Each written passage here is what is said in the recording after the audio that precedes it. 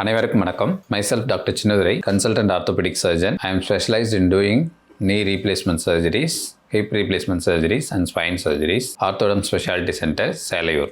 இன்னைக்கு நம்ம பார்க்க போகிற விஷயம் என்னென்னா, ஒரு அவேர்னஸ் வீடியோ. பேக் பெயினில் வரக்கூடிய இந்த சயாட்டிக்கா அப்படின்னு சொல்கிறாங்க இல்லையா, அது என்ன, அது எதனால் வருது, அது எப்படி கண்டுபிடிக்கிறது, அது எப்படி ஈஸியாக சரி பண்ணுறதுங்கிறத பற்றி பார்க்கலாம். அதே சமயத்தில் அது காம்ப்ளிகேட் ஆனால் அதுக்கான ட்ரீட்மெண்ட் மெத்தட்ஸ் என்னங்கிறதையும் இந்த வீடியோவில் தெளிவாக புரிஞ்சுக்கலாம். சயாட்டிக்கா அப்படிங்கிறது ஒரு சிம்டம், அது ஒரு நோய் கிடையாது. ஃபஸ்ட்டு விஷயம் என்னென்னா, நான் ஆல்ரெடி சொன்ன மாதிரி ஸ்பைனல் கார்டுங்கிறது இந்த வெர்டிபிரல் காலத்தில் உள்ளே வரக்கூடியது. அந்த ஸ்பைனல் கார்டு L1ஓட லோவர் பார்டரில் எண்ட் ஆகிடும். அதுக்கு கீழே இருக்கிறது கோனஸ் மெடுலாரிஸ், அதுக்கு கீழே வர்றது கார்டா ஈக்வனா அப்படிங்கிற நர்வ் ரூட்ஸ்.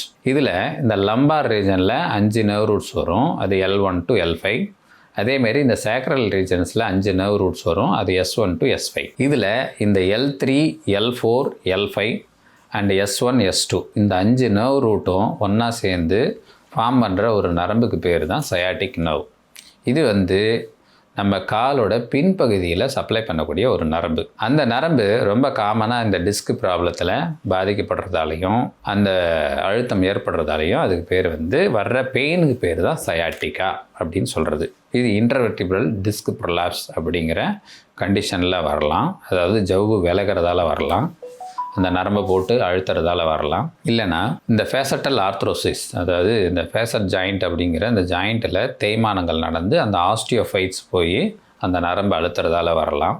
மூணாவது, நான் ஆல்ரெடி சொன்ன மாதிரி இந்த ஸ்பாண்டைலோலிஸ்தசிஸ் அப்படிங்கிற இந்த எலும்பு விலகிறது ரொம்ப அதிகமாகி அந்த சயாட்டிக் நர்வோட பிரான்ச், எந்த ஒரு பிரான்ச்சாக இருந்தாலும் சரி, for example L3, L4, L5, S1, S2 இதில் எந்த பிரான்ச்சில் அழுத்தம் கொடுத்தாலும் அந்த நரம்பு போகிற பாதை இழுக்கிற மாதிரியோ இல்லை அதனுடைய பாதிப்புகளோ ஏற்படுற மாதிரி வலி வர்றதுக்கு பேர் தான் சயாட்டிக்கா. ஸோ இதெல்லாம் காமனஸ்ட் ரீசனாக இருந்தாலும் எல்டர்லி ஏஜ் குரூப்பில் பார்க்கும்போது இது தேய்மானத்தாலேயோ ஸ்பாண்டைலோலிஸ்தசிஸாலேயோ, யங்கர் ஏஜ் குரூப்பில் லேக் ஆஃப் ஃபிசிக்கல் ஆக்டிவிட்டி, மற்ற மேஜர் ரீசன்ஸால் அந்த டிஸ்க்கு போய் அது கம்ப்ரெஸ் பண்ணுறதாலையும் இந்த இஷ்யூஸ் வரலாம். ஆரம்ப கட்டத்தில் நான் ஆல்ரெடி சொன்ன மாதிரி காமனஸ்ட்டாக வரக்கூடிய இந்த டிஸ்க் ப்ரொலாப்ஸ் அப்படிங்கிற கண்டிஷன்ஸில் இது பல்ஜ் ப்ரொலாப்ஸ் ப்ரொட்ரூஷன் அப்படிங்கிற இந்த ஸ்டார்டிங் ஸ்டேஜில் அந்த ஆனலஸ் ஃபைப்ரோசிஸ் அப்படிங்கிற உரை கிழியாதப்போ இதை ட்ரீட் பண்ணுறது ரொம்ப கொஞ்சம் ஈஸி தான். ஸோ அது யூஸ்வலாக சிம்பிளான எக்ஸசைஸ் மூலமாகவோ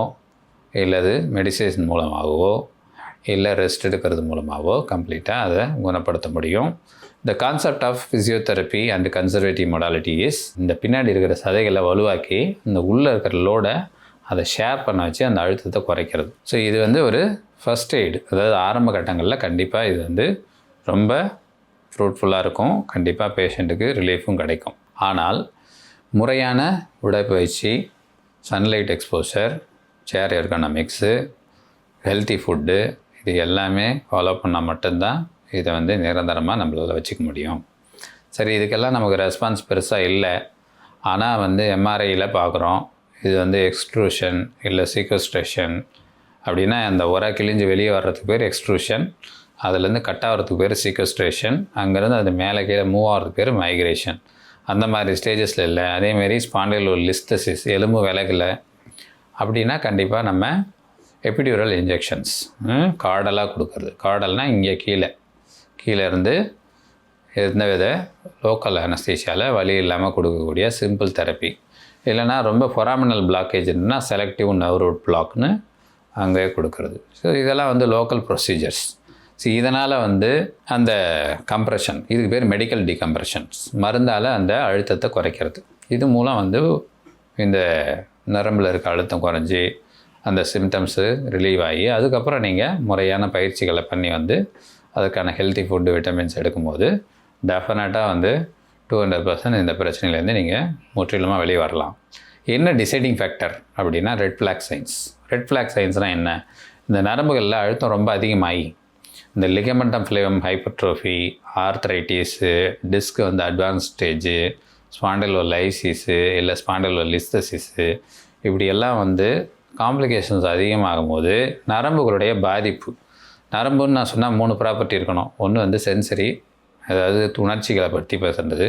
இன்னொன்று வந்து மோட்டார் மூமெண்ட். ஸோ அதாவது கால் என்னால் ரொம்ப தூரம் நடக்க முடியல, இல்லை ரெண்டாவது வந்து எனக்கு மசில்ஸ்லாம் வீக் ஆகுது, நடை தடுமாறுது, இப்படின்ற மசில்ஸ் வீக்னஸ் வந்தாலோ, ரெண்டாவது சென்சரி சிம்டம்ஸ், கால் கூசுது, கால் எரிச்சலாக இருக்குது, கால் மறுத்து போகுது, ஸ்லிப்பர் நடந்துகிட்டே இருக்கும்போது லூஸ் ஆகி கழண்டுது, இரவு தூக்கம் கெடுது, ரெஸ்ட்டில் எடுத்தாலும் பெயின் வருது, எந்த மெடிசன் போட்டும் ரெஸ்பான்ஸ் இல்லை, எக்ஸசைஸ் பண்ணால் பெயின் அதிகமாகுது, அப்படின்னா கண்டிப்பாக நீங்கள் வந்து அட்வான்ஸ்டு ஸ்டேஜுக்கு போயிருக்கீங்கன்னு அர்த்தம்.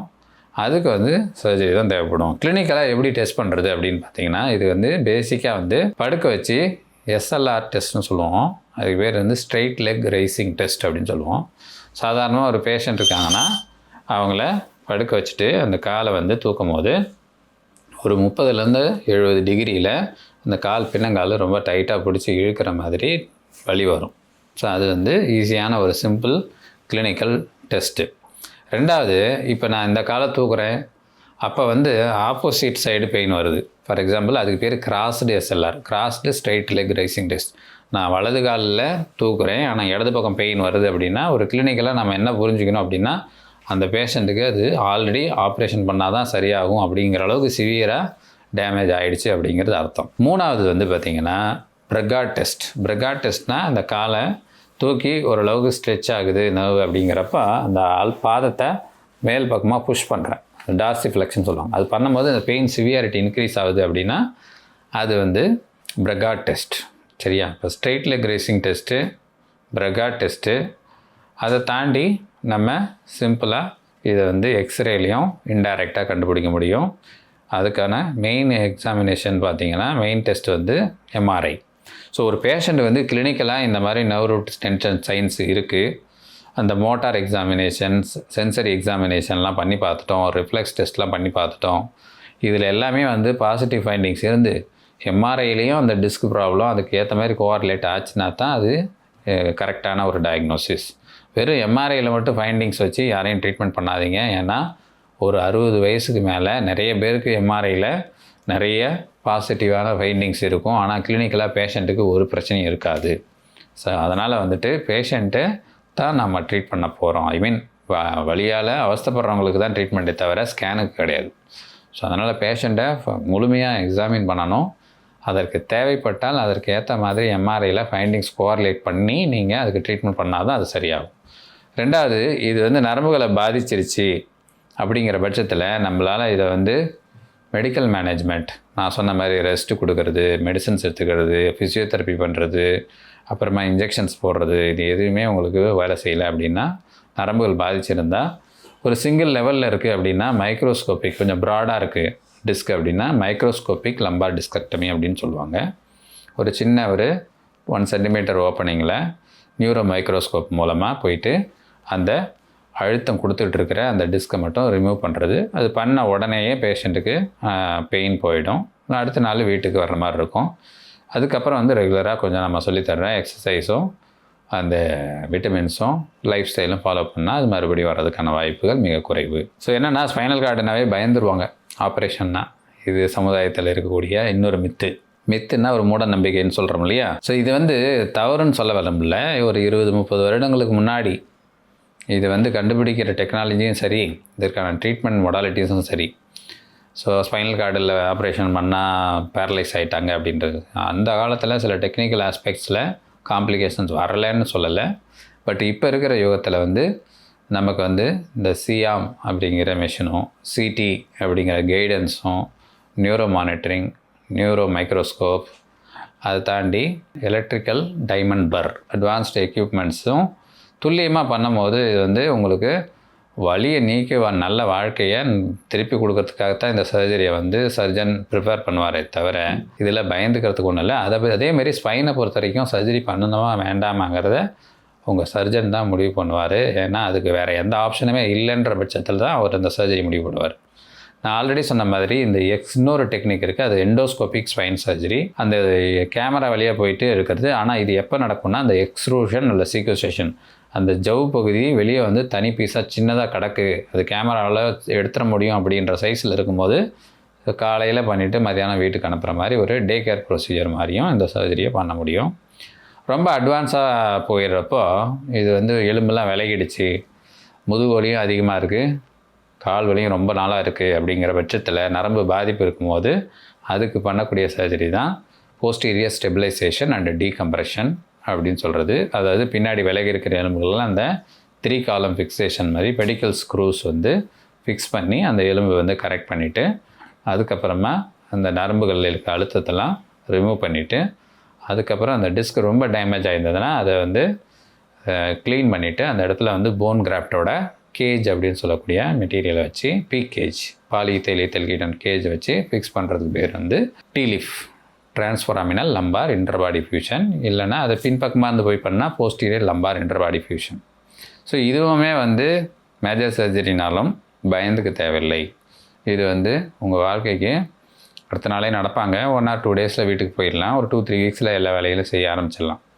எதுக்கு சொல்ல வரேன்னா, இப்போ சர்ஜரி அப்படிங்கிறது வந்து ஸ்பைனில் வந்து ரொம்ப காமனாக நடக்கக்கூடிய சுச்சுவேஷனில் இருந்தாலும் இந்த பயத்தின் காரணமாக அதை வந்து ரொம்ப வலியில் வேதனையில் அவஸ்தைப்பட்டுக்கிட்டு நம்மளுடைய அன்றாட வேலைகளை செய்ய முடியாமல் பொருளாதார வழியும் தேட முடியாமல் இதை வந்து ரொம்ப கஷ்டப்பட்டுக்கிட்டு வாழ்க்கையை வாழ்கிற மக்கள் ரொம்ப அதிகமாக இருக்காங்க. காரணம் வந்து இதை பற்றின ஒரு விழிப்புணர்வு நிறைய பேருக்கு இல்லை. ஸோ இந்த வீடியோ மூலம் கண்டிப்பாக உங்களுக்கு இதை பற்றின ஒரு விழிப்புணர்வு கிடைக்கும்னு நான் நம்புகிறேன், உறுதியாக நம்புகிறேன். ஸோ இது சம்மந்தமாக இனிமேல் முதுகு வலியால் தண்டுவட பிரச்சனையால் எதாவது சந்தேகம் இருந்தாலும் இந்நேரத்திலும் நீங்கள் என்னை தொடர்பு கொள்ளலாம். இதை பற்றின விழிப்புணர்வு தெரிந்தும் இதனால் வந்த வலியை நீக்க நான் உங்களுக்கு கடமையாற்ற எப்போதும் காத்திருக்கிறேன். நன்றி, வணக்கம்.